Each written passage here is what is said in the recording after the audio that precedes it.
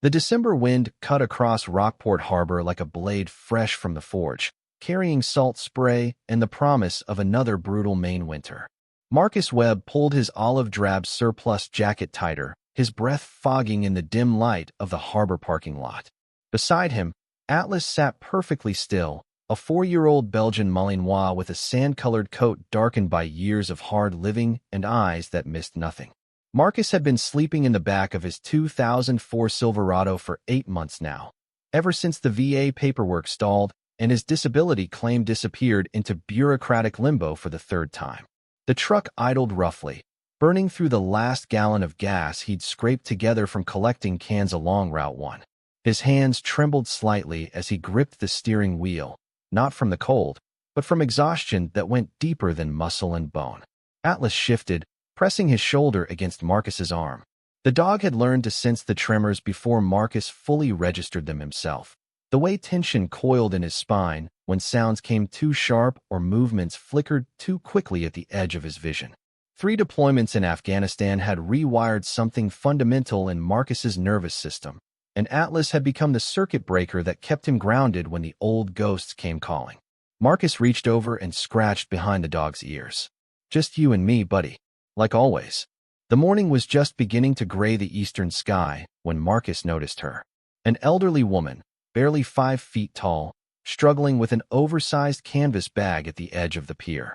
She wore a burgundy wool coat that looked 2 sizes too big and a knitted cap pulled low over white hair. Her steps were uncertain on the ice-slicked planks, and even from 50 yards away, Marcus could see her arms shaking with effort. Atlas noticed her first, ears pricking forward, a low whine building in his throat. "What is it?" Marcus asked. The dog's body went rigid. Then Atlas barked once, sharp and urgent, the same bark he'd used in Kandahar when he detected threats before the squad could see them. Marcus sat up straighter, scanning the pier.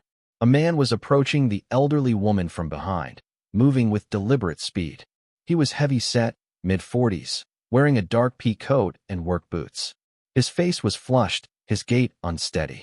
Even from this distance, Marcus recognized the loose-limbed aggression of someone drunk enough to be dangerous. "Ma'am, we need to talk," the man called out, his voice carrying across the water. The woman turned, gripping her bag tighter. "Mr. Halstead, I've told you repeatedly, the answer is no. That lighthouse is wasted on you." Halstead slurred. "Caldwell Maritime has a legitimate offer. You're being stubborn and foolish." Atlas was already moving. The dog launched himself out of the truck before Marcus fully registered the danger, paws hitting the pavement in a fluid sprint. Marcus threw open his door and ran after him, boots pounding the frozen asphalt. Halstead had grabbed the woman's arm. She tried to pull away, but he yanked her toward him, his other hand reaching for her bag. "Let go of me," she demanded, voice sharp but strained. Atlas hit the pier at full speed, positioning himself between them with a snarl that made Halstead stumble backward. The dog's teeth were bared, body coiled, every line of muscle promising violence if the threat continued. Marcus caught up seconds later, placing himself squarely in Halstead's path. "Step back. Now." Halstead's eyes were bloodshot, his breath reeking of whiskey. "This isn't your business, friend. It became my business when you put your hands on her."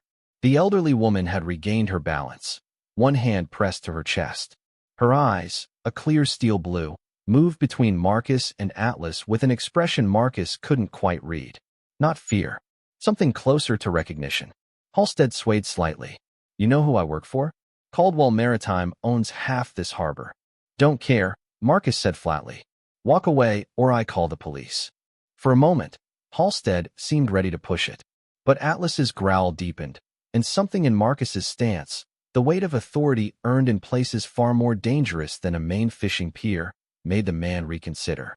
"This isn't over," Halstead muttered, backing away. "That lighthouse is coming down one way or another." He stumbled down the pier, disappearing between the rows of fishing boats. Marcus turned to the woman. "Are you hurt?" She shook her head slowly, studying him with those penetrating eyes. "No, thanks to you and your remarkable dog." Atlas had already shifted from guard mode to concern, pressing gently against her side as if checking for injuries. She reached down and placed a weathered hand on the dog's head. Atlas, who trusted almost no one at first meeting, leaned into her touch without hesitation. A chill ran down Marcus's spine that had nothing to do with the December wind. "My name is Evelyn Thorne," she said quietly. "And I believe you and Atlas arrived exactly when you were meant to." Marcus blinked. "I didn't tell you his name." Her smile was gentle, knowing. "I didn't need you to. He told me himself." She gestured toward the canvas bag that had fallen during the confrontation. Marcus picked it up, surprised by its weight. Inside were groceries, a thermos, and what looked like old maritime charts. "Would you walk with me?" Evelyn asked. "My home isn't far, and I owe you both a proper thank you." Something in Marcus wanted to decline, to retreat back to the safety of his truck and the solitude that had become his armor. But Atlas was already following Evelyn down the pier, tail swaying in slow, thoughtful arcs. Marcus fell into step beside them. They walked along the harbor road, past shuttered fish markets and boats pulled up for winter storage. The sky continued to lighten, revealing a landscape of gray water and darker gray stone. Finally, Evelyn turned down a narrow path that wound between two weathered buildings. And there it stood. The lighthouse rose from a rocky promontory like a sentinel carved from ice and stone. Its white tower was crusted with frozen spray, icicles hanging from the gallery rail like crystalline teeth. The attached keeper's house hunched against the base, its windows dark, its walls streaked with salt and age. The whole structure looked as if it had been frozen in place decades ago, waiting. Marcus stopped walking. "You live here?" "For 43 years, Evelyn replied. "Ever since my husband Thomas passed, and the Coast Guard decommissioned it." Atlas had moved ahead, already investigating the perimeter with the same careful attention he'd once used to clear compounds overseas. He stopped at the base of the tower, nose working furiously at the door frame, then let out a soft, confused whine. "What does he sense?"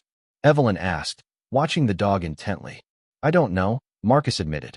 "But he only does that when something's wrong, or when there's something he needs me to see."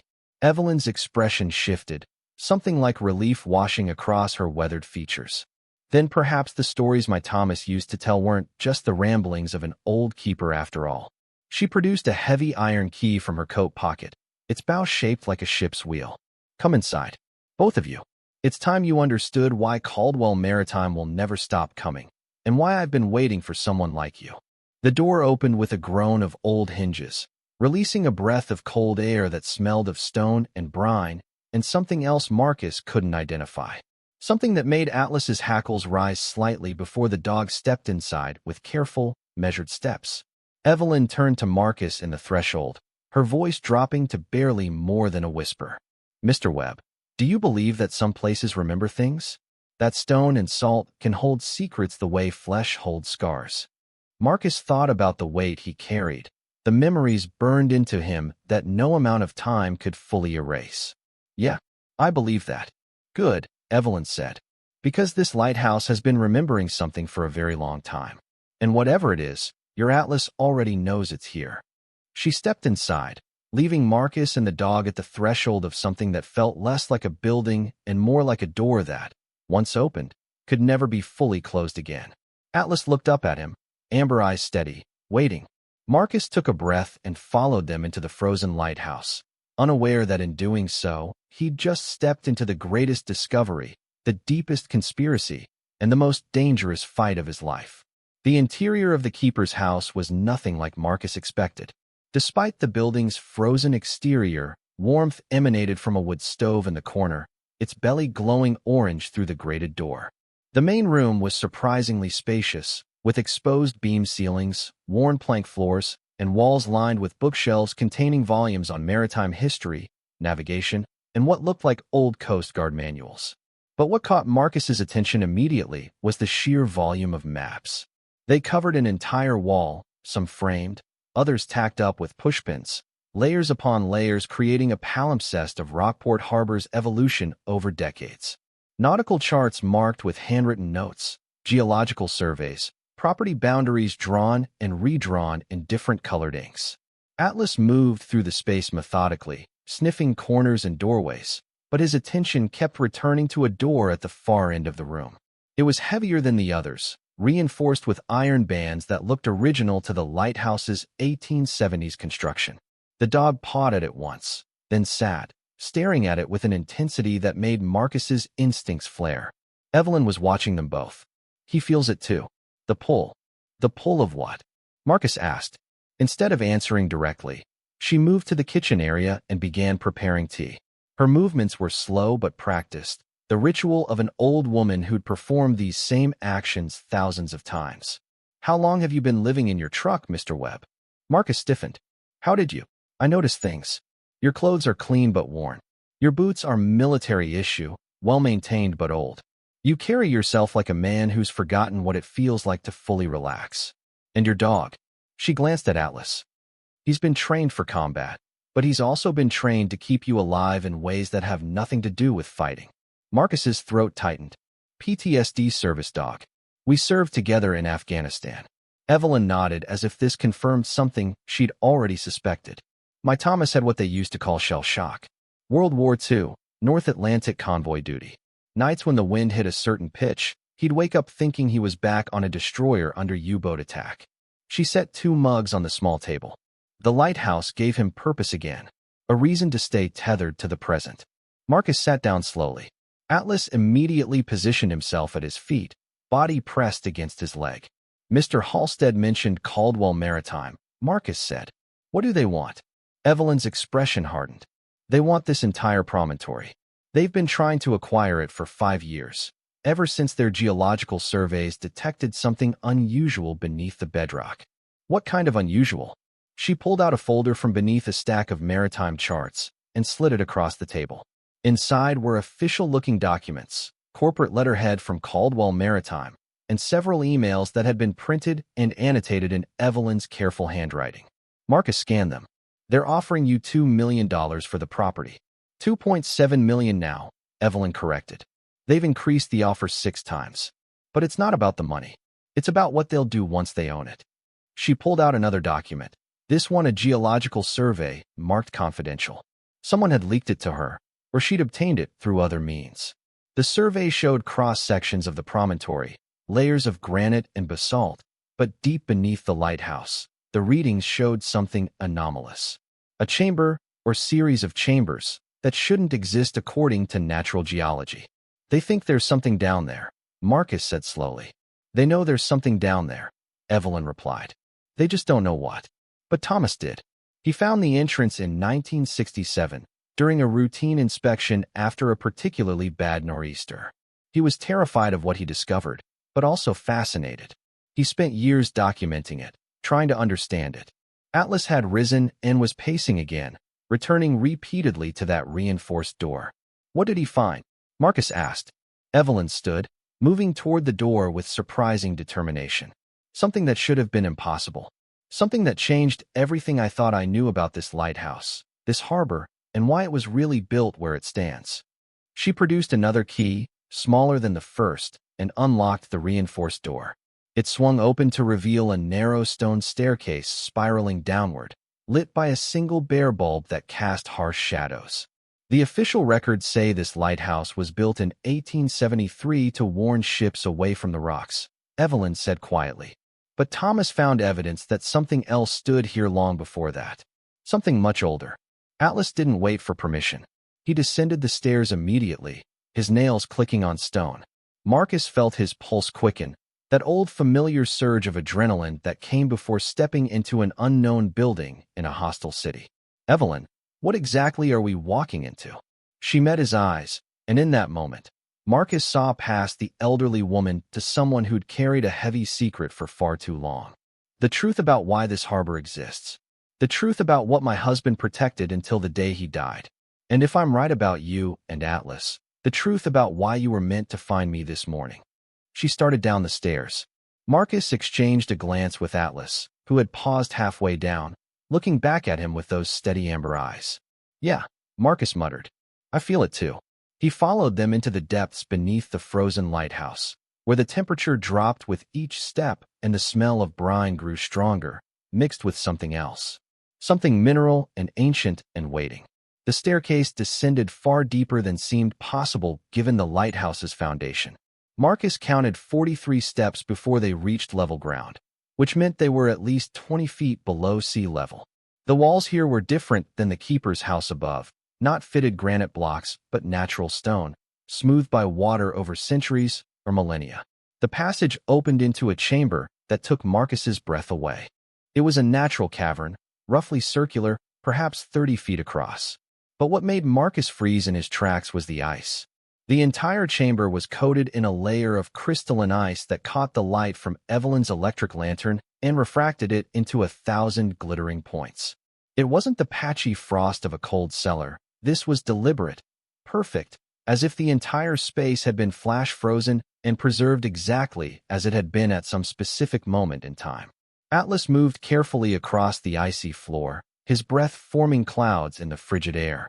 The dog stopped in the center of the chamber, where the ice was thickest, and began pawing at the surface. "Careful," Evelyn warned. Thomas installed heating elements to keep the main walkway clear, but the rest is unstable. Marcus knelt beside Atlas, running his gloved hand over the ice.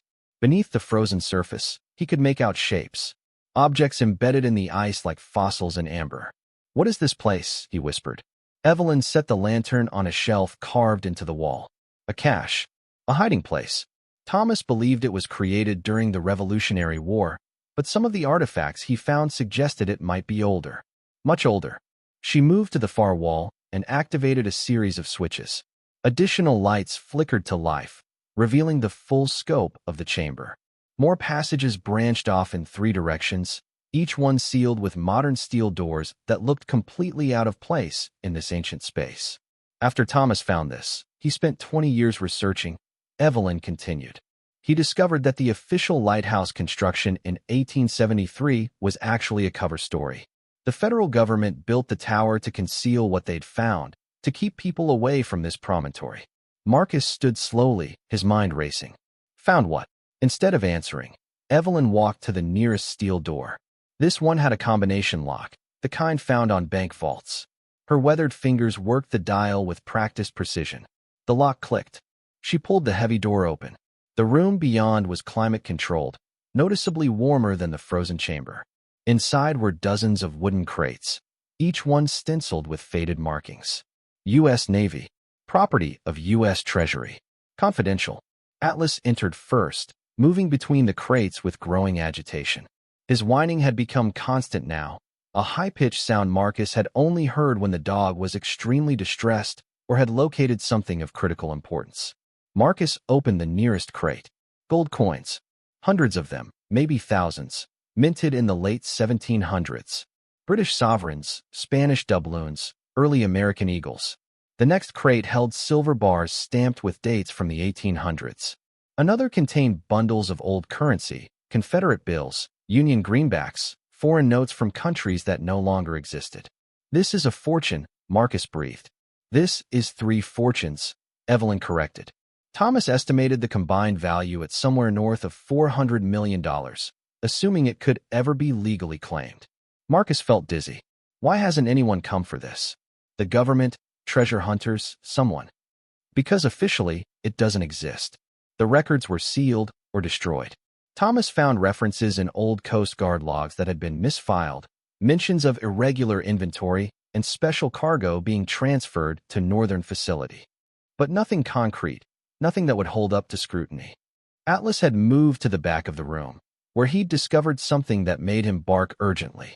Marcus pushed past the crates to find the dog pawing at a small wooden chest, different from the others. It was made of dark wood, almost black, with brass fittings tarnished green with age. Evelyn's breath caught. Thomas never opened that one. He was afraid of what it might contain. Marcus lifted it carefully. It was surprisingly heavy for its size, maybe 18 inches square. No lock, just a simple latch. He looked at Evelyn, who nodded slowly. The latch opened with a soft click. Inside, resting on faded velvet, was a leather journal. The cover was embossed with a seal Marcus recognized from his military history courses, the original seal of the Continental Congress. Beneath the journal was a rolled parchment, tied with a ribbon that crumbled at his touch. Marcus carefully unrolled the parchment. The handwriting was old-fashioned, precise, written in ink that had faded to brown. The document was dated July 1776. It was signed by 3 men whose names Marcus recognized even before he fully processed what he was reading: John Hancock, Benjamin Franklin, and John Adams. My God, he whispered. The document detailed the establishment of a strategic reserve to fund the new nation's war effort, to be hidden in locations known only to a select few, guarded in perpetuity, accessible only in times of existential crisis. This lighthouse, or rather, the cavern beneath it, was one of those locations. Thomas believed there are others, Evelyn said quietly, scattered along the coast, hidden beneath lighthouses, forts, strategic points, a network of wealth that could sustain the country if everything else failed. Atlas nudged Marcus's hand, drawing his attention to the journal. Marcus opened it carefully. The first entry was dated 1798, written by the lighthouse keeper at the time, a man named Josiah Thorne. Marcus looked up sharply. Thorne. Evelyn smiled sadly. My husband's great-great-great-grandfather. This lighthouse has been in our family, one way or another, for over 2 centuries. We've been the guardians, Marcus, the keepers of a secret that could change everything about how we understand this country's foundation. Marcus flipped through the journal, reading entries from different keepers across different eras, each one documenting additions to the cache, noting transfers of cargo, recording coded messages from government officials who'd long since died. The last entry was in Thomas Thorne's handwriting, dated just 3 months before his death in 1981. If you're reading this, then Evelyn has chosen wisely. Caldwell Maritime is not what it appears to be. They are connected to something larger, something that has been searching for these caches for decades. Do not let them succeed. The reserve must remain hidden until it is truly needed. Trust only those who come with open hearts and loyal companions. The Guardians have always recognized each other, not through blood, but through character. Marcus read the passage twice, feeling the weight of what he was holding settle onto his shoulders like a rucksack loaded with stones. Evelyn, he said slowly, why are you showing me this? She reached out and placed both her hands over his. They were cold, trembling slightly. Because I'm 87 years old. Because Caldwell Maritime is getting more aggressive. Because Mr. Halstead was the 3rd person they've sent to intimidate me this month, and the threats are escalating. Her voice cracked. Because I'm dying, Marcus. Pancreatic cancer. I have perhaps 6 months, maybe less. The words hit him like a physical blow. I have no children, no family I can trust, she continued. I've watched you from my window for weeks, sleeping in your truck, sharing your food with your dog even when you barely had enough for yourself. I've seen how Atlas watches over you, how you watch over him. I knew if I waited, if I trusted, the right person would come. Atlas pressed his body against both of them, as if trying to hold them together. I'm nobody, Marcus protested. I'm broke. I'm living in my truck. I can barely keep my own life together. Thomas was a drunk when the Coast Guard stationed him here. Evelyn interrupted gently. He was broken, lost, haunted by things he'd seen in the war. This lighthouse saved him by giving him something larger than himself to protect. Something that mattered. She squeezed his hands tighter. I'm not asking you to have all the answers, Marcus. I'm asking you to be what this place needs, what this secret needs. A guardian. Someone who understands that some things are worth protecting even when the world doesn't know they exist. Marcus looked down at Atlas, who was staring up at him with those impossibly intelligent eyes. 1,000 objections crowded his throat. But underneath them all was something else, something he hadn't felt in years. Purpose, direction, the sense that he'd been drifting toward this moment without knowing it. What about Caldwell Maritime? He asked. If what you're saying is true, they're not going to just walk away. No, Evelyn agreed. They won't. Which is why we need to move quickly. I've already had my lawyer draw up the paperwork. The lighthouse and the promontory will transfer to you, along with a small trust fund, enough to maintain the property and live modestly. Evelyn. But there's something else, she interrupted. Something I haven't shown you yet. Something that explains why Caldwell Maritime isn't just interested in the gold and currency. There's a reason this chamber is frozen, Marcus. A reason the ice never melts, even with the heat elements running. A reason Atlas is so agitated. She walked back into the frozen chamber and approached the thickest section of ice in the center of the floor. Thomas discovered this 3 months before he died. He was terrified of it. He didn't include it in the journal because he wasn't sure anyone would believe him. Marcus and Atlas joined her. Up close, Marcus could see that the shapes beneath the ice weren't random. They were organized, deliberate, arranged in patterns. Evelyn pulled a remote from her pocket and pressed a button. Beneath the ice, lights began to glow. Blue-white illumination that seemed to come from within the ice itself. And suddenly Marcus could see clearly what had been hidden in the frozen depths. Maps, dozens of them, drawn on what looked like treated leather or parchment, sealed in the ice but still visible. But these weren't ordinary nautical charts. They showed coastlines that didn't exist anymore, land masses that had shifted or disappeared, islands that had been swallowed by the sea. And marked on every map, in precise notation, were symbols. The same symbol repeated over and over, up and down the eastern seaboard. The lighthouse symbol. There are 17 more, Evelyn whispered. 17 other locations like this one. 17 other caches. Together, they represent not just wealth, but knowledge. Historical records that were deliberately hidden, truths about the founding of this country that someone wanted preserved but secret. Atlas began to bark, sharp and urgent. His paws scrabbled at the ice, trying to reach something Marcus couldn't see. "What is it, boy?" Marcus knelt down. The dog's claws had scratched away a thin layer of frost, revealing something underneath. Not a map. Something else. A photograph, sealed in waterproof material. It showed a group of men standing in front of this very lighthouse, dated 1943. Military uniforms, serious faces, a large wooden crate being loaded onto a truck. And standing among them, looking directly at the camera with an expression of profound worry, was a young Thomas Thorne. But it wasn't Thomas that made Marcus's blood run cold. It was the man standing next to him, taller, older, with steel-gray hair and a face Marcus had seen before. In recent news articles about Caldwell Maritime. The same bone structure, the same distinctive jawline, the same cold eyes. "That's Richard Caldwell," Evelyn said, her voice hollow. "Founder of Caldwell Maritime, deceased in 1987. And that," she pointed to a younger man in the background of the photo, "is his son, James Caldwell, current CEO." Marcus's mind raced. They've known about this since at least 1943. They've been searching for it longer than that, Evelyn replied. The Caldwell family has been hunting these caches for generations. They're collectors, Marcus. Not of wealth, but of power. Of secrets. They want to control what's hidden here, to decide what the world knows and what it doesn't. Atlas's barking had become frantic. He was trying to tell them something, trying to warn them. And then Marcus heard it. Footsteps on the stone stairs above them. Heavy boots. Multiple people. "Evelyn," Marcus said urgently. "Did you tell anyone else about this?" Her face went pale. "No. No one except my lawyer, and she would never." The footsteps grew louder. Atlas positioned himself between Marcus and the entrance, hackles raised, teeth bared. A voice echoed down from above, cultured, calm, utterly confident. "Mrs. Thorne, I do hope you're down there. We have so much to discuss." James Caldwell had come in person, and he hadn't come alone. Marcus moved quickly, instinct taking over. He grabbed Evelyn's arm and pulled her behind the nearest cluster of crates. Atlas followed, still growling but trusting Marcus's judgment. From this position, they had a clear view of the chamber entrance while remaining partially concealed. 4 men descended the stairs. James Caldwell entered first, and Marcus immediately understood why this man commanded a maritime empire.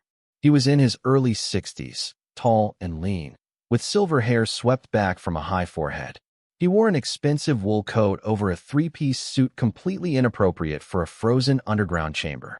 Behind him came 3 others, security types with tactical builds and careful eyes that swept the space professionally. Halstead stumbled in behind them, still reeking of alcohol even from across the chamber. "Told you she'd be down here," he slurred. "Spends half her time with all this junk." "Thank you, Mr. Halstead," Caldwell said without looking at him. "You may wait upstairs." Halstead seemed ready to argue, but one of the security men gestured toward the stairs. He left, muttering. Caldwell walked slowly into the center of the frozen chamber, his expensive shoes clicking on the ice. He didn't seem surprised by anything he saw, his gaze moving over the embedded maps and artifacts with the comfortable familiarity of someone confirming what they already knew. "Remarkable preservation," he said, speaking to the empty room. "My grandfather would have been fascinated. He spent 40 years searching for this particular cache, you know. Came so close in the 50s, but Thomas Thorne was quite clever about misdirection." Atlas's growl deepened. but Marcus placed a hand on the dog's neck, keeping him still. Caldwell continued his slow circuit of the chamber. "Mrs. Thorne, I know you're here. Your tea was still warm in the keeper's house, and I could hear voices as we approached. There's no other exit from this chamber. My people have verified that." Silence filled the frozen space. "I'm not here to hurt you," Caldwell said, his tone almost gentle. "Contrary to what you might believe, I'm not a villain in some melodrama. I'm a businessman, and I'm offering you a very simple transaction. You give me access to what's in this chamber, and in exchange, I ensure you spend your remaining months in comfort rather than defending a lost cause." Evelyn's hand tightened on Marcus's arm. She started to stand, but Marcus held her back, shaking his head slightly. "You see," Caldwell continued, examining the sealed steel door, "my family has been part of this story for a very long time. Longer than the Thornes, actually. My great-great-grandfather was a treasury agent in 1778. He was one of the men who helped establish these caches, who selected the locations, who ensured the secrecy. He kept meticulous records, passed them down through our family like a sacred trust."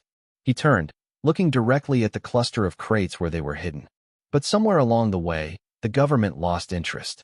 They forgot about their emergency reserves, or perhaps they simply decided the risk of exposure was too great. The caches were sealed, the records destroyed, the guardians left to their duty without support or acknowledgement." Caldwell walked toward them, each step deliberate. "My family never forgot. We've spent generations piecing together the puzzle, finding the caches, documenting what remains. We've successfully recovered 11 of the original 17. This lighthouse represents the 12th, and by far the most significant." He stopped just 10 feet from where they crouched, close enough that Marcus could see the intelligence in his eyes, the absolute certainty. "I know you're listening, Mrs. Thorne, and I know you're not alone. The veteran who interfered this morning, the one with the remarkable dog. I've had my people watching you watch him for weeks. Very touching, the way you've been trying to recruit a successor." Atlas's body trembled with the effort of staying silent. "Here's what's going to happen," Caldwell said. "You're going to step out and discuss this rationally. We're going to reach an agreement that benefits everyone. Because the alternative, Mrs. Thorne, is that I pursue legal channels. And I assure you, I have documentation proving my family's historical connection to these caches. Documentation that will stand up in any court." He paused, letting the threat hang in the frozen air. "Moreover, I have evidence that these contents represent unclaimed government property, which means they could be seized under any number of federal statutes. You would be left with nothing, not even the lighthouse, and you'd spend your final months fighting a legal battle you cannot possibly win." Evelyn's breathing had become ragged. Marcus could feel her resolve wavering, fear and exhaustion pulling at her. But something Caldwell said had caught Marcus's attention. Documentation proving his family's connection. That meant there were records, paper trails, evidence that these caches existed. Which meant Caldwell's secrecy was just as vulnerable as Evelyn's. Marcus made a decision. He stood up, pulling Evelyn with him. Atlas erupted in barks, but Marcus gave the command to hold. The dog obeyed, positioning himself protectively in front of Evelyn while continuing to voice his threat. Caldwell's expression barely changed, but Marcus saw the slight tightening around his eyes. "Recognition. Assessment. Mr. Webb, I presume," Caldwell said. "Former Marine Corps, 3 deployments in Afghanistan, decorated for valor, medically retired due to traumatic brain injury and PTSD. Currently homeless, living in your vehicle, surviving on disability payments that barely cover your dog's food." Marcus kept his face neutral, but the casual recitation of his life's low points stung. "I've done my research," Caldwell continued. "You're a good man dealt a bad hand. Society has failed you, as it fails so many veterans. But you don't have to remain a victim of that failure." He reached into his coat and produced an envelope. $500,000. Cash, transferred to an account of your choosing within 24 hours. All you have to do is convince Mrs. Thorne that resistance is futile and walk away. Marcus didn't reach for the envelope. Caldwell's smile was thin.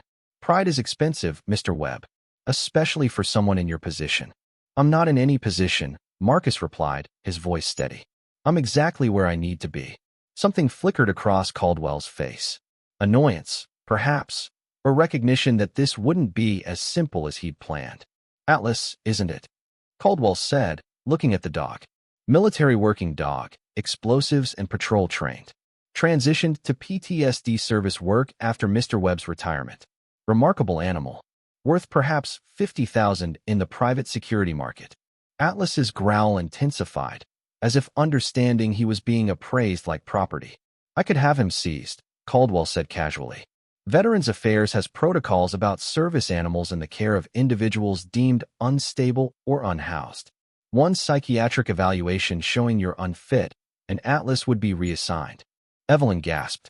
Marcus felt rage flood through him, hot and immediate. But he'd spent years learning to channel that rage, to transform it into something cold and useful. He smiled, and it was not a pleasant expression. You just made a mistake, Marcus said quietly. Caldwell raised an eyebrow. Oh, you threatened my dog. Which means you've stopped pretending this is a business transaction. Which means we both know what this really is. He took a step forward, Atlas moving with him. You don't have legal documentation proving ownership of these caches. If you did, you wouldn't be down here making threats. You'd have court orders and federal marshals. You're bluffing, hoping we're too scared or too ignorant to call it. Caldwell's jaw tightened almost imperceptibly. But here's what I know, Marcus continued. You've spent generations keeping this secret because exposure would destroy you. If the public learned there were hidden fortunes stashed along the coast, fortunes that technically belong to the American people, there would be investigations. Congressional hearings. Every decision your company has ever made would be scrutinized. He pulled out his phone, holding it up. I've got enough signal down here for a call. One conversation with the right journalist, and this story goes national before you make it back to your car. Caldwell's facade cracked slightly. You're bluffing. Try me, Marcus said. I've got nothing to lose. You've got everything. For a long moment, the two men stared at each other. The security personnel had tensed, hands drifting toward concealed weapons. Atlas was coiled like a spring, ready to attack at Marcus's command. Then Caldwell laughed, a genuinely amused sound. You know, Mr. Webb, I actually believe you'd do it. Burn everything down rather than compromise. He shook his head. That's admirable, in its way. Idiotic, but admirable. He gestured to his men, who relaxed slightly. Very well. We'll do this the difficult way. He looked at Evelyn. You're dying, Mrs. Thorne. Your lawyer has already been contacted by my people with very generous offers to facilitate a smooth transition. Your days of guarding this place are numbered, literally. He turned back to Marcus. And you, Mr. Webb, are about to discover that heroism without resources is just theater. You can't protect this place. You don't have the money, the connections, or the legal standing. I'll dismantle you piece by piece through proper channels, and there's nothing you can do to stop it. Caldwell walked toward the stairs, his men falling in behind him. At the entrance, he paused. Enjoy your moral victory. I'll be back with paperwork that actually matters.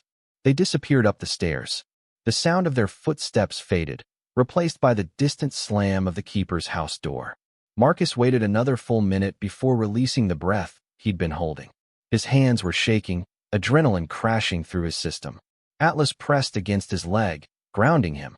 Evelyn sank onto one of the crates, looking suddenly much older than her 87 years. He's right, you know. I can't fight him much longer. You're not going to, Marcus said. He knelt in front of her, taking her cold hands in his.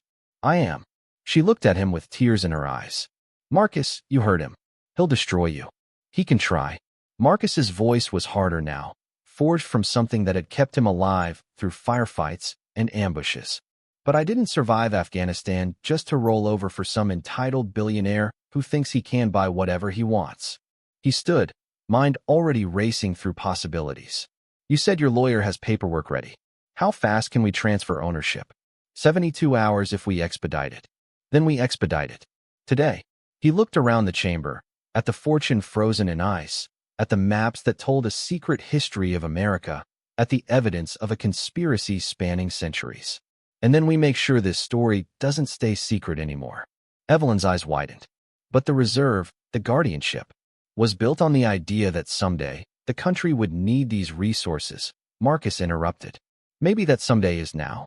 Maybe the best way to protect this is to expose it, to make it belong to everyone instead of hiding it for people like Caldwell to claim. Atlas barked once, a sound of agreement. Evelyn studied Marcus for a long moment. Then slowly, she smiled. Thomas would have liked you. I wish I could have met him, Marcus said honestly. She stood, steadier now, purpose replacing despair. Then let's make sure his legacy, and yours, is something worth remembering. But Marcus, there's one more thing you need to see before we go forward. Something that explains why the ice never melts. She led them to the third sealed door, the one they hadn't yet opened. Thomas found this last, and it terrified him more than anything else in this chamber. She worked the combination lock.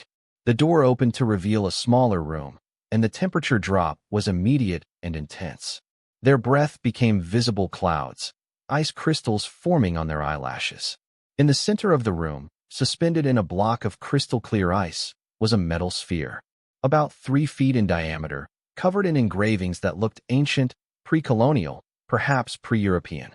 It pulsed with a faint blue light, steady as a heartbeat. Thomas believed it was some kind of preservation mechanism, Evelyn whispered, left by whoever was here before the colonists. It keeps the ice frozen regardless of temperature, creates some kind of stasis field. He measured it, documented it, but he never understood it. Marcus approached slowly. The sphere's pulse seemed to match his own heartbeat, or perhaps his heartbeat was matching it. He couldn't tell which. Atlas whined softly, but didn't retreat. The dog sat, staring at the sphere with the same intense focus he'd shown earlier. If Caldwell gets his hands on this, Evelyn said, he won't just have wealth and historical documents. He'll have technology that could change everything. Something beyond our current science. Marcus understood then why Thomas Thorne had been afraid. This wasn't just about money or American history. This was about something far older, far stranger, something that suggested the story of this continent was more complex than anyone knew. All the more reason to make sure he never gets it, Marcus said. He took one last look at the pulsing sphere, then turned and headed back toward the stairs. Atlas followed, and after a moment, so did Evelyn. They had 72 hours to transfer ownership, to fortify their position, to prepare for the fight that was coming. James Caldwell had centuries of wealth and power behind him.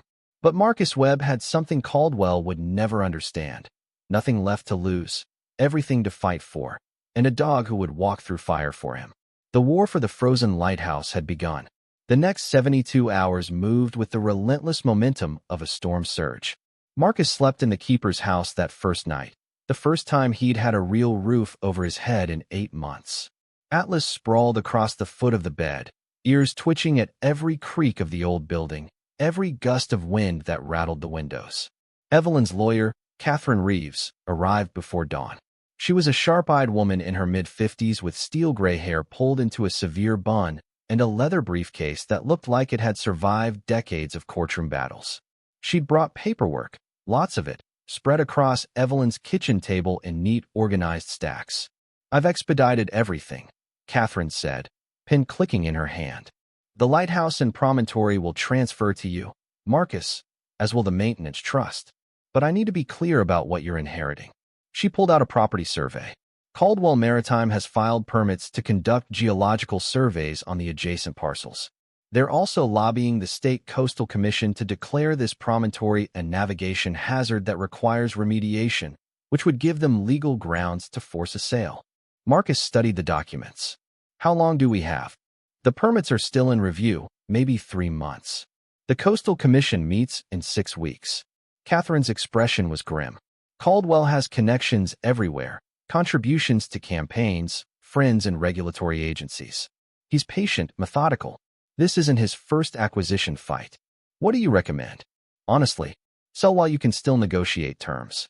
Take the money, walk away before he destroys you." Evelyn started to protest, but Catherine held up a hand. "I'm obligated to give you the practical advice.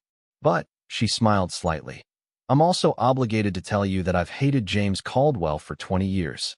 He destroyed a client of mine, a fisherman who wouldn't sell his pier access. So if you're determined to fight, I'll help you. But understand, it will get ugly." Marcus signed the transfer documents. His hand was steady. That afternoon, while Catherine filed the paperwork in town, Marcus and Evelyn began documenting everything in the chamber. Marcus used his phone to photograph every map frozen in the ice, every crate of gold and currency, every page of Thomas Thorne's journal. Atlas stayed close, occasionally sniffing at particular items as if committing them to memory. "Thomas tried to document it all," Evelyn explained.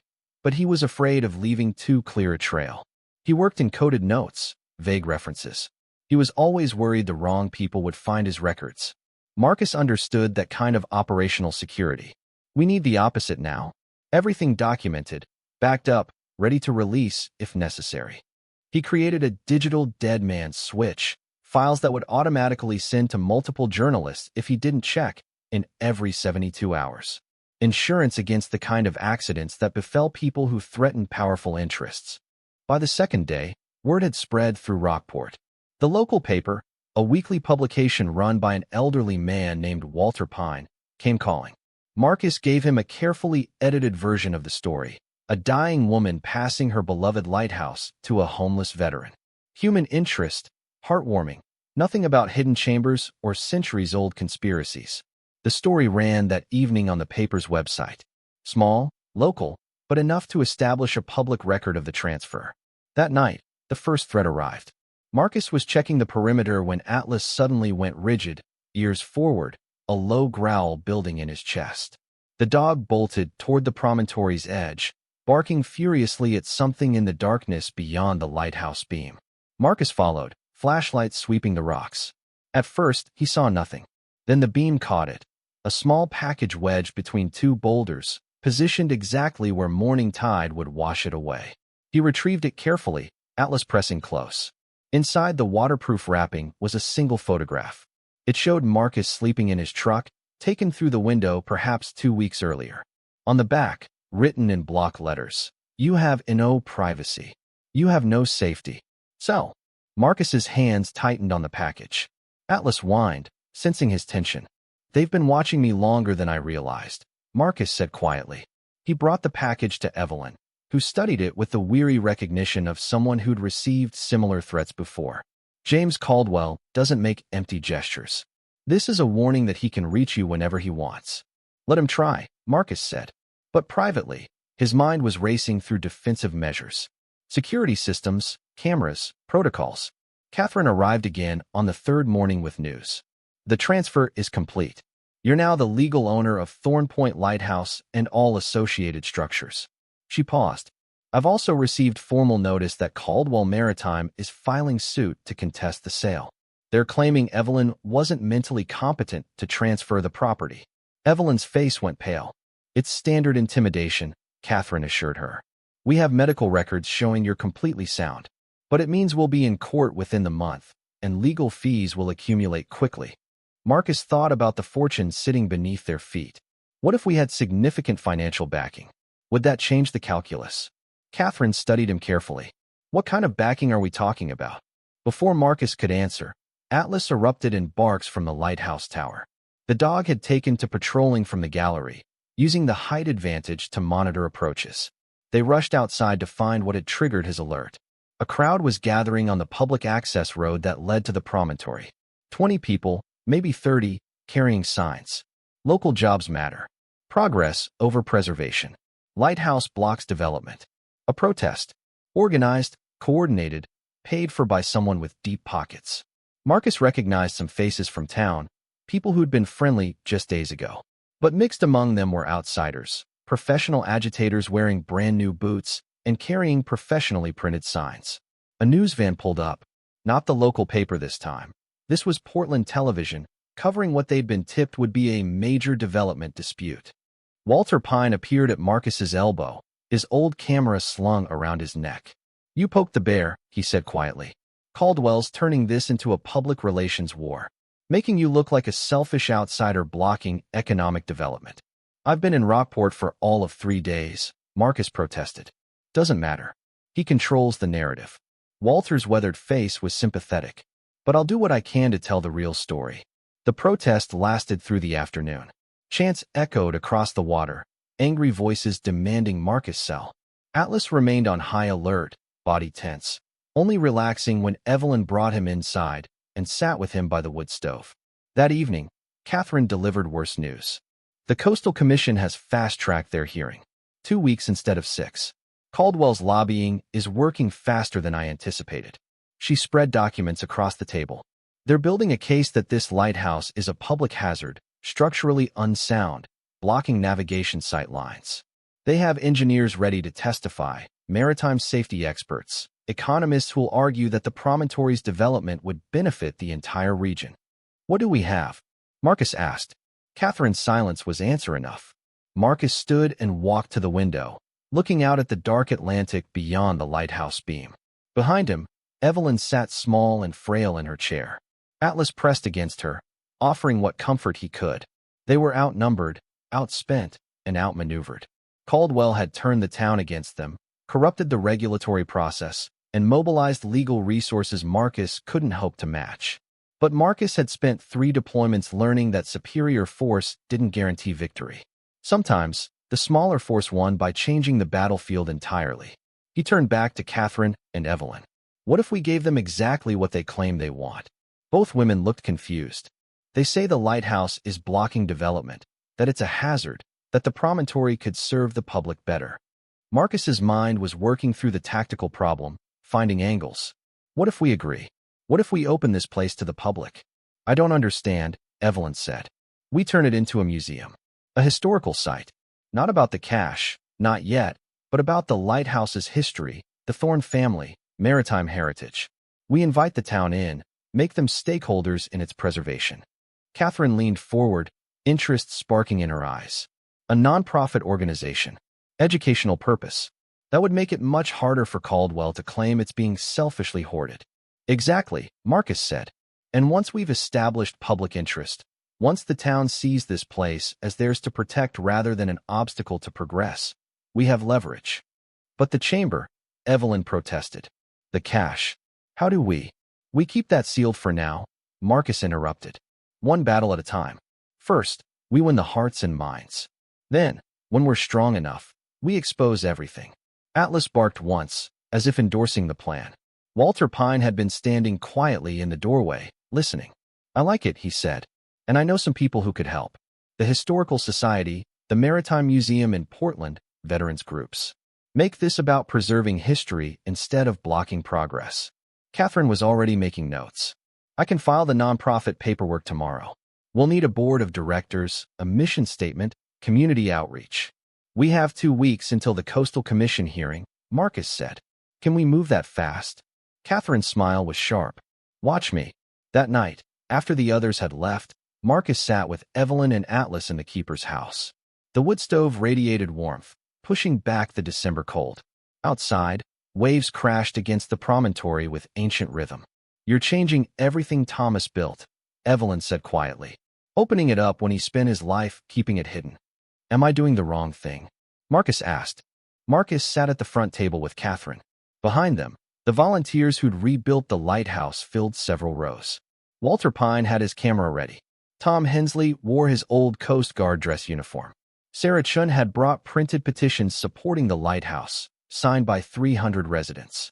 On the opposite side, James Caldwell sat with 4 lawyers, each one carrying briefcases that probably cost more than Marcus's truck. Caldwell looked confident, relaxed, a man who'd won this kind of fight dozens of times before.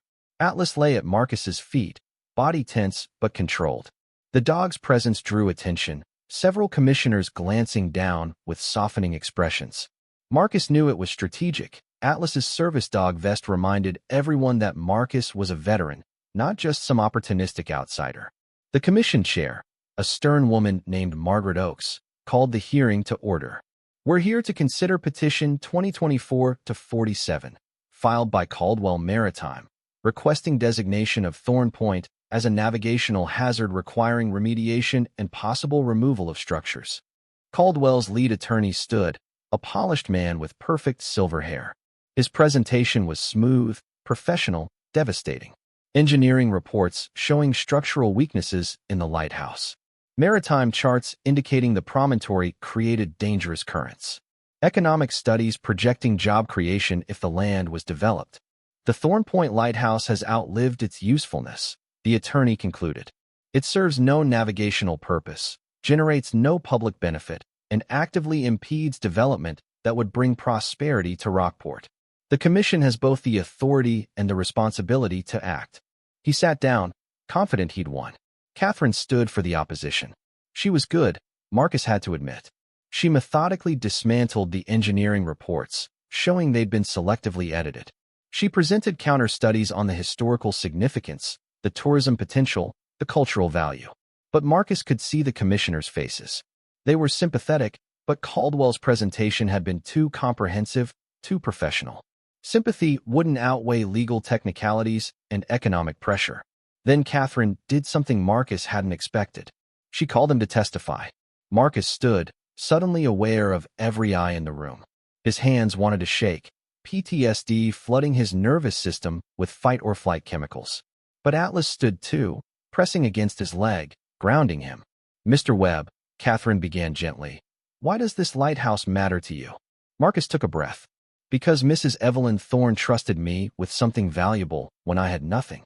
Because this building gave her late husband purpose when the world had beaten him down. Because sometimes places matter for reasons that don't show up in economic reports." He glanced at Caldwell, who was watching with amused disdain. "I was homeless," Marcus continued, voice strengthening. "Living in my truck with my dog. I had nothing anyone wanted, nothing anyone valued. Mrs. Thorne saw something in me anyway. She saw that some things are worth protecting even when it's not profitable, even when it's not easy." Margaret Oakes leaned forward slightly, attention sharpening. "This lighthouse has stood for over 150 years, Marcus said. It's survived storms, wars, economic depressions. It's been a symbol of safety for generations of sailors. And yes, maybe it doesn't have the same navigational importance now. But that doesn't mean it has no value." He paused, choosing his next words carefully. "What kind of town are we building here? One that preserves its history, its connection to the sea and the people who work these waters? Or one that tears down anything old to make room for whatever generates the most profit this quarter?" Caldwell's attorney stood. "Objection. This is rhetoric, not relevant testimony." "I'll allow it," Margaret Oakes said quietly. "Continue, Mr. Webb." Marcus felt the room shift. "Mrs. Thorne is in the hospital right now, dying. She spent 43 years maintaining this lighthouse, honoring her husband's memory, keeping this piece of Rockport's history alive. The least we can do is honor that sacrifice by preserving what she protected." He sat down. Atlas pressed against him, tail moving slightly. There was a long silence. Then Margaret Oakes spoke. "Does Caldwell Maritime wish to respond?" James Caldwell himself stood. Marcus hadn't expected that. The man rarely spoke in public, preferring to let his lawyers handle matters. "With respect to Mr. Webb's emotional appeal," Caldwell said smoothly, "we're not here to discuss feelings. We're here to discuss facts. The fact is that Thorne Point Lighthouse is structurally unsound. The fact is that its current ownership lacks the resources for proper maintenance. The fact is that this property could serve the community far better under different management." He turned to face Marcus directly. "Mr. Webb is homeless. He has no income beyond minimal disability payments. He's asking this commission to trust that he, a man who couldn't keep a roof over his own head, can somehow maintain a 19th-century lighthouse through Maine winters." The words landed like physical blows. Marcus felt heat rise in his face, shame and anger warring. But then Catherine stood again. "If I may, commissioners, Mr. Caldwell is misstating the situation. The lighthouse is now operated by the Thorne Point Maritime Heritage Foundation, a registered nonprofit with a board of directors, financial backing, and community support. Mr. Webb is the director, yes, but he's not acting alone." She presented documentation showing the foundation's structure, its funding, its mission. "Moreover," Catherine continued, her voice taking on an edge, "I find it interesting that Mr. Caldwell has such strong opinions about Mr. Webb's financial situation while offering no explanation for why Caldwell Maritime is so desperately interested in acquiring this particular property. One might wonder what they know about Thorne Point that justifies such aggressive pursuit." Caldwell's jaw tightened. "That's an inappropriate insinuation." "Is it?" Catherine asked. "Because I have documents showing Caldwell Maritime has filed geological survey requests specifically targeting the bedrock beneath the lighthouse." "What exactly are they looking for?" Murmurs rippled through the crowd. This was new information, and it painted Caldwell's motives in a different light. Margaret Oakes held up a hand for silence. "Does Caldwell Maritime have geological interests in this property?" Caldwell's attorney stepped in smoothly. "Routine due diligence for any potential acquisition. Nothing unusual." "Commissioners," Catherine pressed. I request this hearing be postponed pending full disclosure of Caldwell Maritime's geological findings and their intended use for the property. The four commissioners conferred quietly. Margaret Oakes finally spoke. We'll take a 30-minute recess to review the materials presented. They filed out. The room erupted in conversation. Marcus sat frozen, unsure whether they'd want a reprieve or just delayed the inevitable. Walter Pine appeared at his elbow. That was good work. You've got them thinking. 30 minutes felt like hours. Atlas remained pressed against Marcus's leg, sensing his tension. Finally, the commissioners returned. Margaret Oakes looked tired. Beyond it, a passage. Natural stone walls, but carved with symbols that made Marcus's vision blur when he tried to focus on them directly. A faint luminescence emanated from the walls themselves, blue-green and pulsing in rhythm with the sphere. Atlas entered first, moving with the careful precision of a military working dog clearing hostile territory. Marcus followed, one hand brushing the wall for balance. The passage descended at a gentle angle, spiraling deeper into the bedrock beneath Rockport Harbor. The temperature should have dropped, but instead it remained constant, as if the space existed outside normal thermodynamic rules. After what felt like forever, but was probably only minutes, the passage opened into a chamber that stole Marcus's breath. It was vast, at least 100 feet across, the ceiling lost in darkness above. But what dominated the space was the structure in its center. A ship, but like no ship Marcus had ever seen or imagined. It wasn't wooden, wasn't metal, but something that seemed to be both and neither. The hull curved with organic grace, but its surface bore geometric patterns that hurt to look at directly. It rested in a cradle of crystal or ice or something that resembled both, elevated off the stone floor. And it was intact, perfect, undamaged despite being buried God knew how deep, for God knew how long. Atlas approached it slowly, head low, body language uncertain. The dog circled the ship once, then sat and looked at Marcus as if to say, I have no protocol for this. Marcus moved closer, hand outstretched. When his fingers brushed the hull, warmth pulsed through him. Not heat, but information. Images flooded his mind. The Atlantic thousands of years ago. Waters rising, land sinking. People, or beings that looked almost like people, sailing this ship not across water but across something else. Currents of energy, flows of force that ancient oceans contained but modern seas had lost. A catastrophe. Storms beyond imagination. The ship seeking shelter, diving deep, its crew sealing it away with technology that would preserve it until what? The visions didn't say. They ended abruptly, leaving Marcus gasping on the stone floor. Atlas was licking his face, whining urgently. Marcus pushed himself up to sitting, head spinning. I'm okay, he managed. I'm okay. But he wasn't sure that was true. What he'd seen, what he'd felt, challenged everything he thought he knew about human history, about the age of civilizations, about what had come before. He stood on shaky legs and continued exploring the chamber. Along the walls, he found carved alcoves containing objects, tools that he couldn't identify the purpose of, crystals that hummed when he approached, tablets covered in writing that might not even be writing as he understood it. And at the far end of the chamber, a sealed doorway. Not ice this time, but metal or stone or something in between. And on it, carved in what looked like Latin but seemed older, a warning. Beyond lies the heart. Beyond lies the answer. Beyond lies the choice. Marcus stared at it for a long time. How many doors could one lighthouse hide? How deep did this rabbit hole go?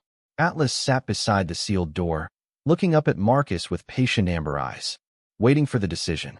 Marcus thought about Evelyn dying in the hospital, about Thomas Thorne, who'd discovered this chamber and chosen not to go further, about James Caldwell, who somehow knew or suspected what lay beneath the promontory and was willing to destroy anyone who stood between him and it, about himself, a homeless veteran who'd stumbled into something so far beyond his understanding that he had no framework for processing it. We're not opening that door tonight, Marcus said finally. We need to think about this.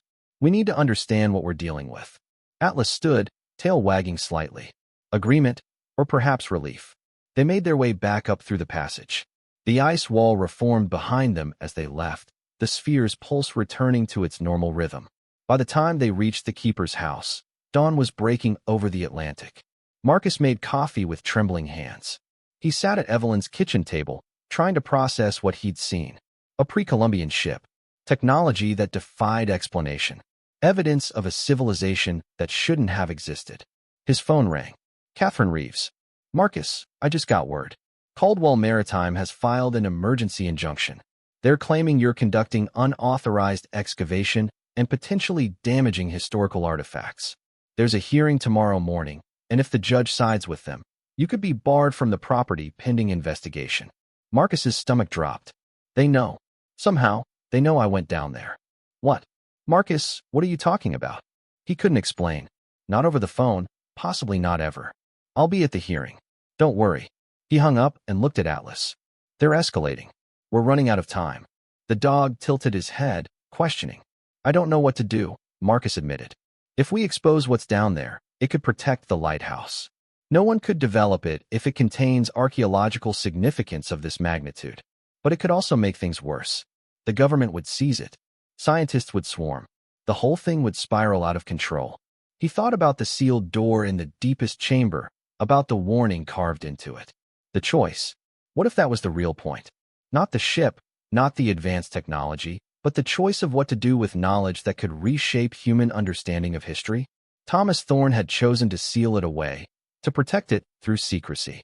But that choice had led here, to Caldwell Maritime circling like a shark, to legal battles and threats, to Evelyn dying with her secrets. Maybe there was another way. Marcus spent the rest of the day photographing everything he could document safely. The frozen maps, the crates of gold, Thomas's journals. He didn't go back down to the ship, wasn't ready to face that again yet. That evening, Walter Pine came by with his camera. Heard about Caldwell's injunction. Thought you might want to give me an interview, get your side on record. Marcus studied the old journalist. Walter had been fair, had helped turn public opinion. But could he be trusted with something this big?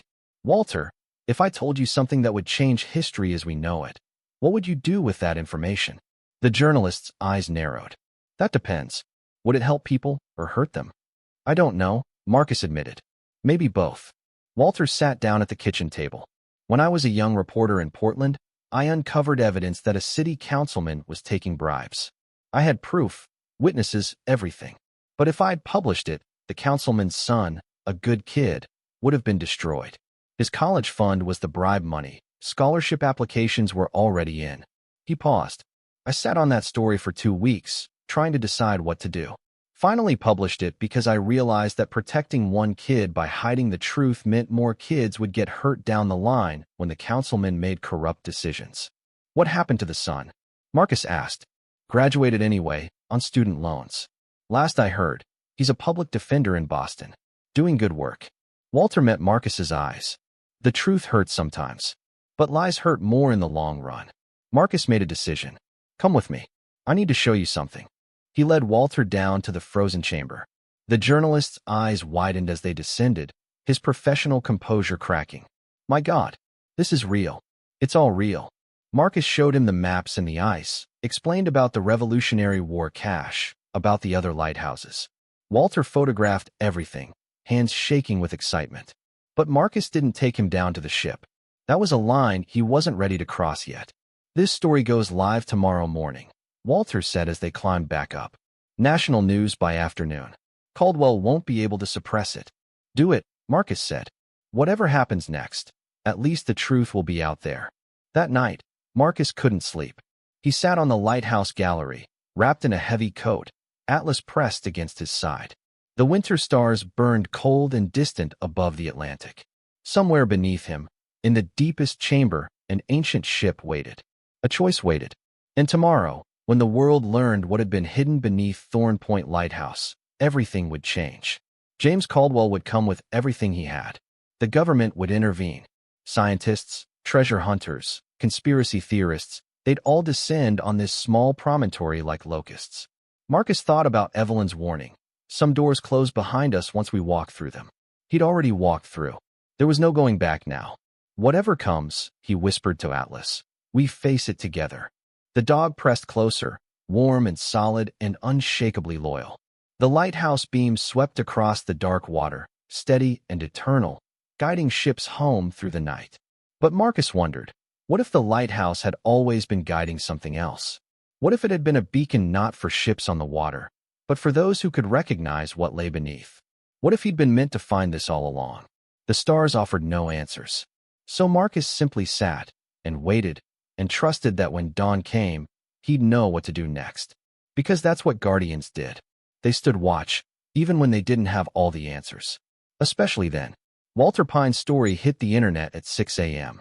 By 7, it had been picked up by the Associated Press.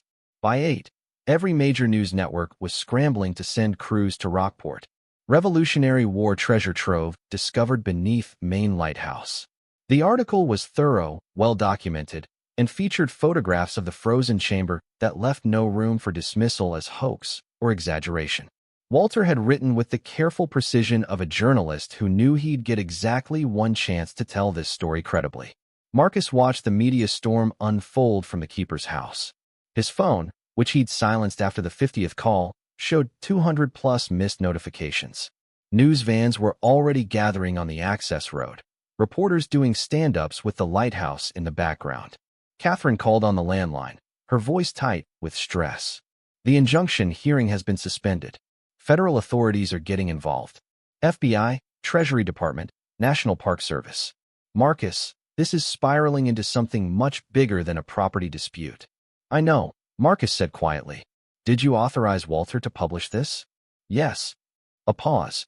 That was either brilliant or catastrophic. We'll find out which. By noon, Rockport Harbor looked like a disaster zone.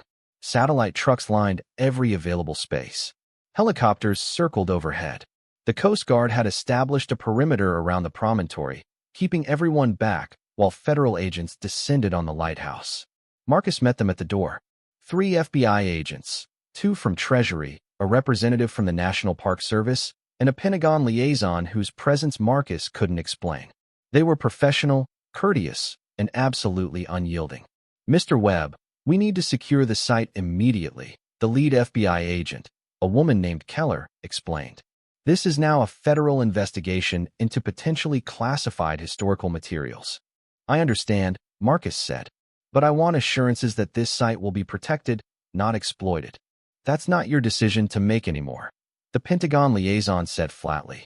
He was a colonel, name tag reading Morrison. You've exposed something that may have national security implications. Atlas growled softly at Morrison's tone. Marcus placed a calming hand on the dog's head. With respect, Colonel, I'm the legal owner of this property. You can investigate, but you can't just seize it without due process. Catherine had arrived, pushing through the crowd of agents. My client is correct. We'll cooperate fully, but within the bounds of his constitutional rights. The next hours were a careful dance. Marcus led the federal team down to the frozen chamber, showed them the cache of gold and documents. Their reactions ranged from professional neutrality to barely suppressed awe. But Marcus didn't take them down to the ship. That secret remained his, at least for now. The Treasury agents spent hours photographing and cataloging. The preliminary estimate put the cache's value at just over $400 million, assuming it could be legally claimed. The historical documents alone, letters from founding fathers, original Continental Congress records, were deemed priceless. How long have you known about this? Agent Keller asked Marcus. 2 weeks, he answered honestly. I inherited the lighthouse from Evelyn Thorne, who kept the secret for over 40 years. And you decided to expose it rather than claim it privately? Marcus met her eyes. I decided the truth was more important than personal wealth. Something in Keller's expression shifted, a flicker of respect. That's unusual. By evening, the circus had grown. Politicians were issuing statements. Historians were demanding access. Treasure hunting enthusiasts were gathering in Rockport, hoping for a glimpse. The town's 3 hotels were booked solid, and residents were renting rooms to journalists at premium rates. And through it all, James Caldwell remained conspicuously silent. That worried Marcus more than anything. Caldwell didn't strike him as someone who retreated quietly. So where was he? The answer came at 11 p.m., when Marcus was finally alone in the keeper's house, federal agents having posted guard around the perimeter. A knock at the door, firm and confident. Marcus opened it to find Caldwell standing there, flanked by 2 bodyguards. The billionaire looked remarkably calm for someone whose plans had just imploded. May I come in? Caldwell asked politely. Alone. This is a conversation between us, Nothing more. Marcus considered refusing, but was curious about what Caldwell could possibly have to say now. Atlas stays with me. Of course. They sat across from each other at the kitchen table. Caldwell looked around the keeper's house, with an expression Marcus couldn't quite read. Not contempt, something more like nostalgia. My grandfather sat in this very room once, Caldwell said quietly. 1951. He came to try to convince Thomas Thorne to sell. Thomas refused, obviously. My grandfather never forgot the humiliation. So this has been a family grudge? Marcus asked. No. Caldwell shook his head. It's been a family mission.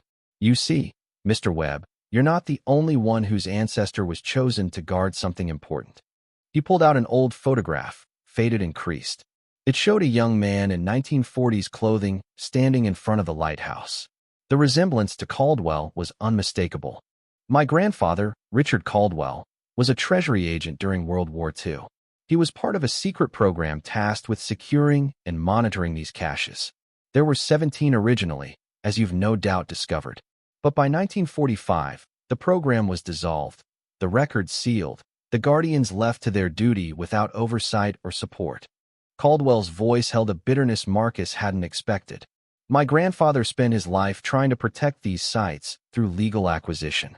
He believed, as I do, that they're too important to be left to individual guardians who could die, could be compromised, could simply disappear and take the secrets with them. So you want to control them? Marcus said. I want to preserve them, Caldwell corrected. The Caldwell family has spent 3 generations acquiring 12 of the 17 caches.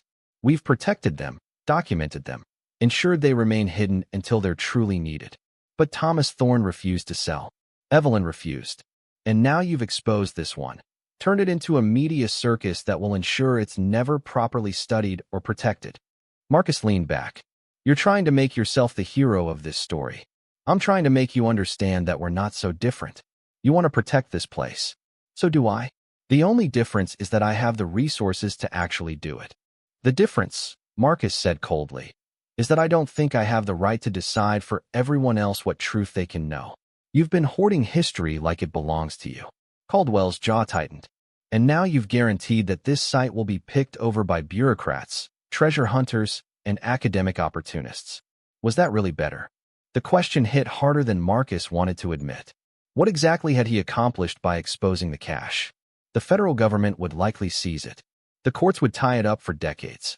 And meanwhile, the deepest secret, the ship in the lowest chamber, remained hidden. Why are you really here? Marcus asked. Caldwell studied him for a long moment. Because there's more down there, isn't there? Something you didn't show the federal agents. Something that Thomas found and sealed away. Marcus kept his expression neutral, but his heartbeat accelerated. Atlas sensed it, pressing closer. I've spent years researching these caches, Caldwell continued. I've found references in my grandfather's notes to something he called the heart. He believed one of the 17 caches contained something beyond wealth or documents. Something that explained why the caches existed in the first place. He leaned forward. I think this is that cache, Mr. Webb. And I think you found it. Marcus said nothing.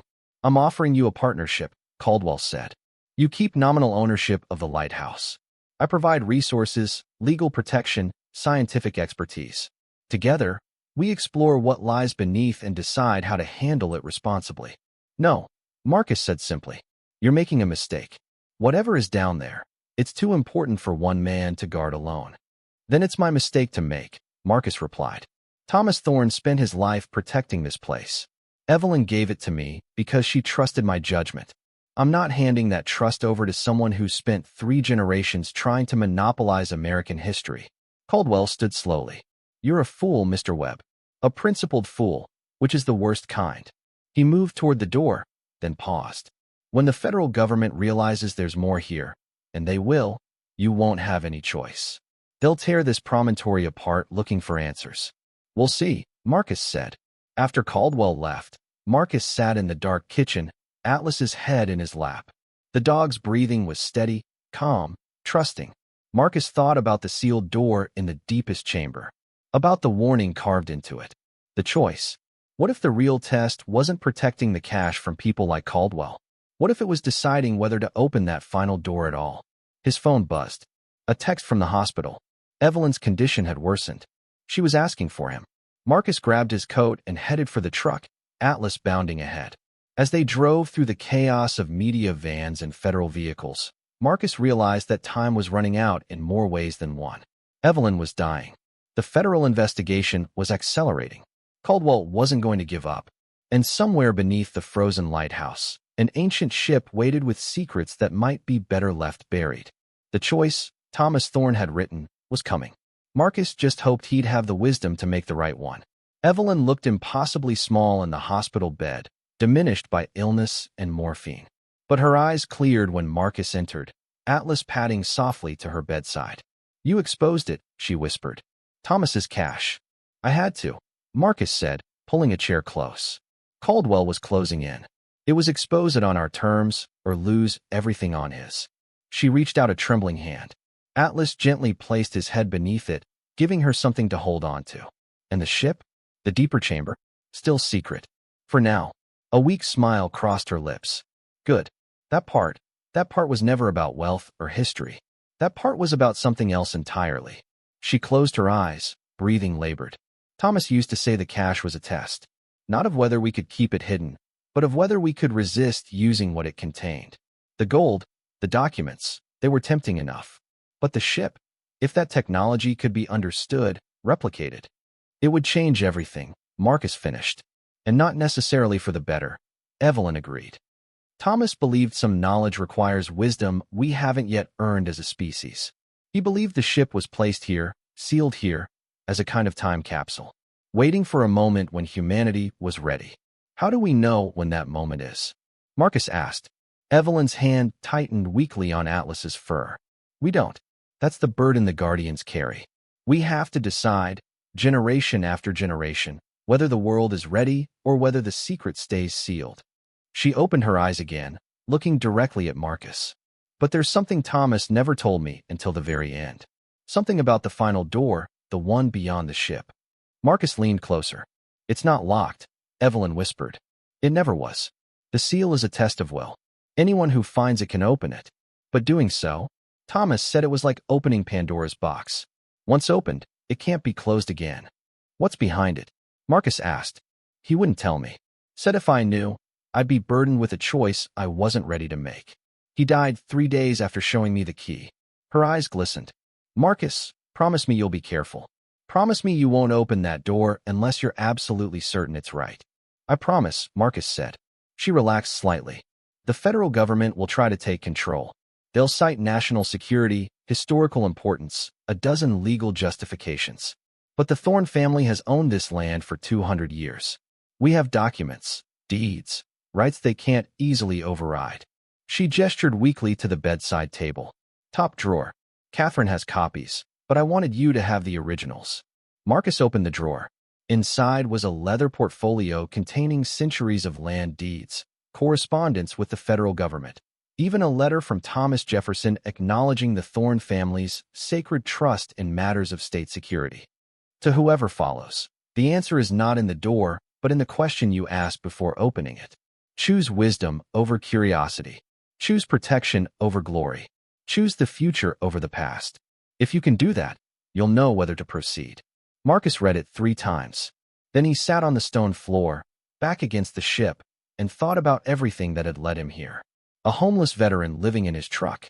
An elderly woman who'd trusted him with a secret. A loyal dog who'd kept him alive through impossible circumstances. And now, a choice that would echo through generations. What question should he ask? Not, what's behind the door, or what will I gain? Not, what will the world think, or how will this affect me? The question, Marcus realized, was simpler and harder than any of those.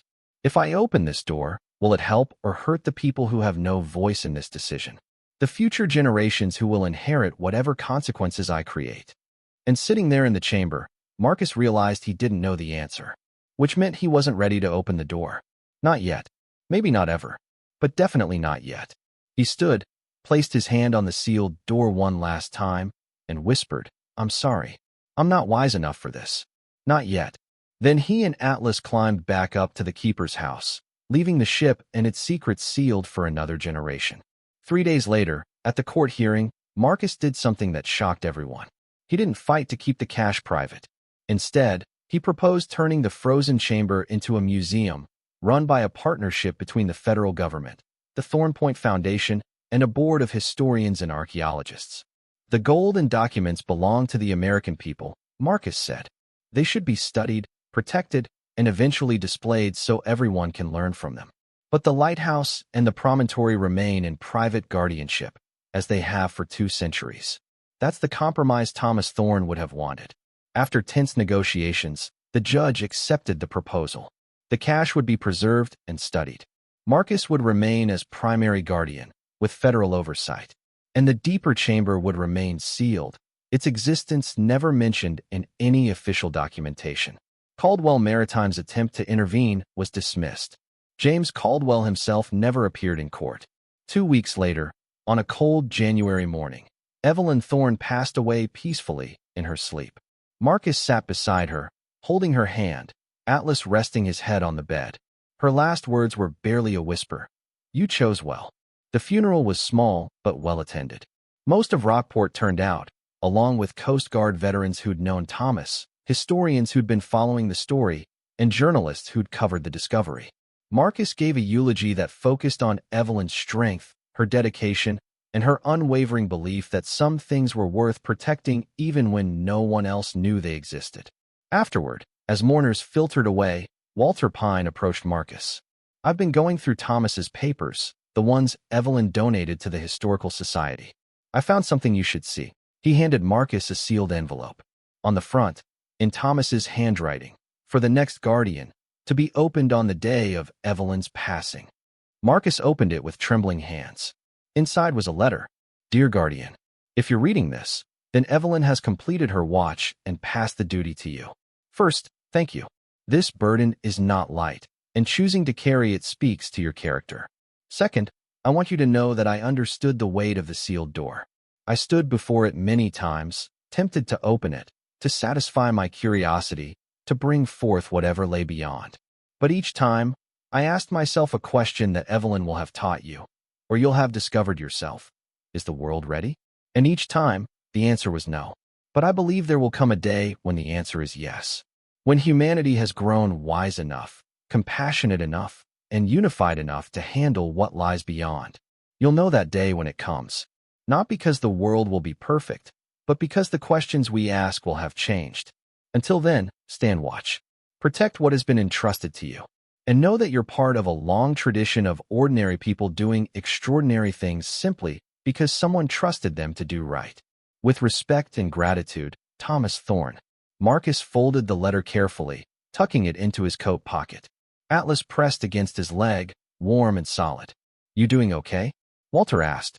"Yeah," Marcus said, surprising himself by meaning it. "I think I am." 6 months later, the Thorne Point Maritime Museum opened to the public. The frozen chamber had been carefully preserved, the maps and documents studied and displayed under climate-controlled conditions. The gold was being held in Federal Reserve pending legal resolution of ownership, but the historical significance was undeniable. The museum drew visitors from around the world. School groups came to learn about the Revolutionary War and the secret network of caches. Historians debated the implications for understanding early American history. Veterans came to see the story of Thomas Thorne and to meet Marcus, who gave tours and spoke honestly about PTSD, homelessness, and second chances. And through it all, Atlas remained the lighthouse's true guardian, greeting every visitor, sensing who needed comfort, and keeping watch over the promontory with unwavering dedication. Marcus had moved into the keeper's house permanently. With the trust fund Evelyn had established and revenue from the museum, he lived modestly but comfortably. More importantly, he'd found purpose.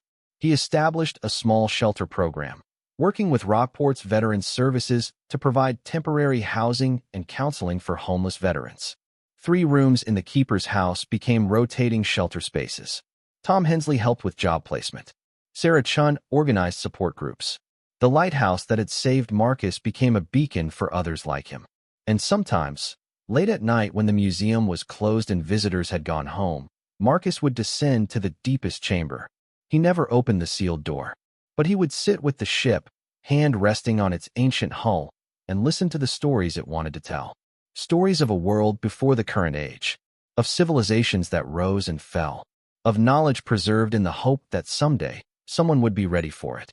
Not yet, Marcus would whisper, but maybe someday. And Atlas, ever faithful, would rest beside him, keeping watch over both the man and the secret he protected. 1 year to the day after Evelyn's passing, on a cold December morning, Marcus stood on the Lighthouse gallery with Atlas at his side. The sun was rising over the Atlantic, turning the winter waves to molten gold. A car pulled up to the museum entrance. A woman got out, maybe 40 years old, with a weathered face and a service dog at her side. She looked up at the lighthouse with an expression Marcus recognized immediately. Lost, searching, hoping. He descended to meet her. Atlas and her dog, a golden retriever, sniffed each other cautiously before the retriever leaned against Marcus's leg in the universal language of service animals recognizing safe people. "Can I help you?" Marcus asked gently. The woman hesitated. "I'm sorry to bother you. I'm living in my car right now. VA housing waiting list is 6 months out. I saw the story about this place, about what you do for veterans, and I thought." She trailed off, embarrassed. Marcus smiled. "You thought you'd stop by and see if the stories were true?" She nodded. "They are," Marcus said. "Come inside.